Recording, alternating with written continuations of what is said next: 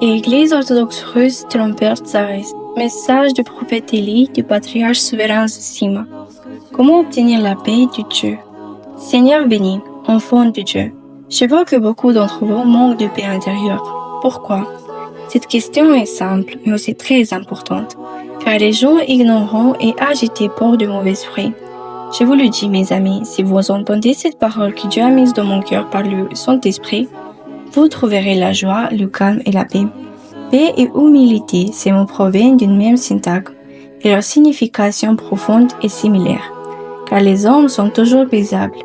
Mais comment acquérir la paix du cœur? Quel est le chemin qui emmène? Je vous répondrai par ce que notre Seigneur m'a révélé. Tout dépend des jugements de Dieu sur nous, car il y a un jugement pour ceux qui croient véritablement en Christ, le Fils de Dieu, et un autre pour ceux qui n'y croient pas. Le Christ a dit, « Dans le monde vous aurez des tribulations ». Jean chapitre 16, verset 33. Mais pourquoi? Parce que ceux que le Fils de Dieu aime, il est puni dans ce monde. Écoutez ceci, mes amis, car Dieu est le juge juste. Et puisque tous les hommes ont péché devant Dieu, le jugement s'abat sur tous. Mais après la résurrection du Christ, notre Dieu a décidé de juger, même ici-bas, ceux qui croient au Fils de Dieu afin qu'il puisse leur faire miséricorde dans la vie éternelle. Comment le Christ aurait-il réparti les peines?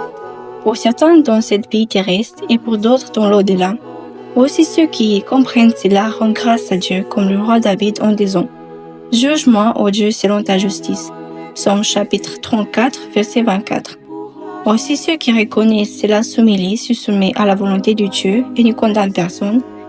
Car le Christ dit à l'âme, « Mon enfant, si je ne te juge pas ici-bas, tu périras pour l'éternité.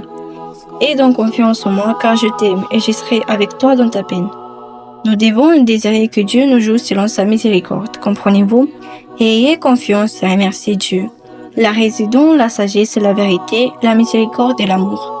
Tout le monde devrait le savoir que vous aimez Dieu dans la mesure où vous comprenez le jugement du Christ sur vous. Comprenez-vous? Ce sont ceux qui ne blâment, ni ne se justifient s'ils éprouvent de la malice, de la colère, de la condamnation, de la confusion, de l'anxiété, de la peur et autres sentiments pécheurs.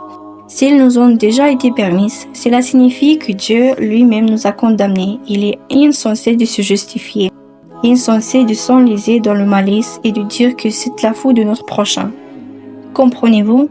Une telle personne, en substance, blâme Dieu comme si elle disait que Dieu avait injustement permis que ce malheur nous arrive. C'est l'esprit de l'Antichrist, et une telle personne fuit le salut, fuit la paix. Mais lorsqu'un croyant accepte les jugements de Dieu et s'y soumet, alors avec humilité, il confesse que le Seigneur est juste et que ses jugements sont justes. Le Christ lui-même vient à ces personnes et les console.